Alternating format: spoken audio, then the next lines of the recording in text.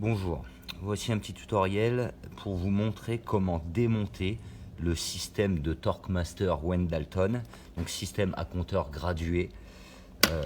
Voilà, donc équipé d'une visseuse avec un embout de 11, une clé plate avec une clé plate de 11 et un petit tournevis.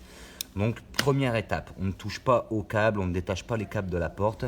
Voilà, on a un contre-écrou qui se trouve en dessous du palier. Donc même quand la porte est posée, on vient placer sa clé donc sur l'écrou de 11 en dessous. On place sa visseuse au-dessus et on la met en position pour desserrer, donc sens inverse horaire. De là, on desserre un petit coup pour libérer le contre-écrou. Voilà, ce qui nous permet de manœuvrer. Ensuite, nous allons ramener les compteurs à 0. Donc toujours en position de dévissage, sens inverse horaire. Donc on fait tourner les compteurs. Je ne vais pas aller jusqu'au bout. Voilà, jusqu'au chiffre 0 qui est ramené sur le petit trait ici. Donc une fois que c'est fait, donc délicatement, on va récupérer le compteur sans l'abîmer.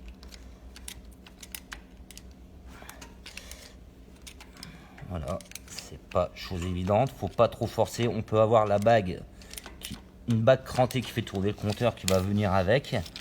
Voilà, donc elle est dedans, on pourra la récupérer après.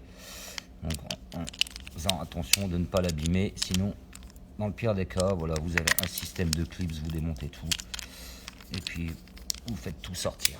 Voilà, et vous remontez après donc les pièces après le changement de ressort. Voilà, donc voilà, nous avons fait cette étape, les ressorts sont détendus. Donc ensuite, il va falloir libérer le système. Donc là, c'est assez compliqué d'atteindre les vis parfois pour démonter. Et même si on les enlève, si c'est collé au mur, de toute façon, on ne pourra pas dégager le palier. Donc le mieux, c'est de venir au niveau des gros boulons qui maintiennent le support palier, ici. Donc là, je ne les ai pas serrés volontairement. Donc on enlève nos boulons. Bien sûr, on a détendu les ressorts côté droit et côté gauche éventuellement s'il y a aussi un système de tension, comme celui-ci.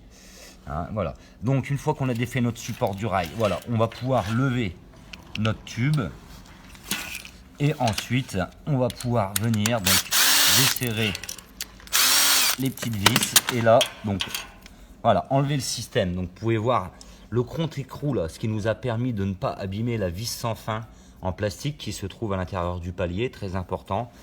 Donc au niveau des pièces, on retrouve la roue crantée qui est sur l'embout du ressort. Voilà, l'embout du ressort, en fait, il est maintenu sur le support palier, donc dans une petite rainure. Donc ensuite, on enlève. On va faire glisser notre tambour. Donc s'il est coincé, tapez légèrement avec un maillet sur le tambour. Et ensuite, vous allez pouvoir accéder à vos ressorts. Voilà, le ressort. Donc regardez, sur le tube, il y a une forme un peu en V, en goutte d'eau. Et donc, on aura l'embout qui se trouve à l'intérieur qui a la même forme pour éviter qu'il tourne sur lui-même.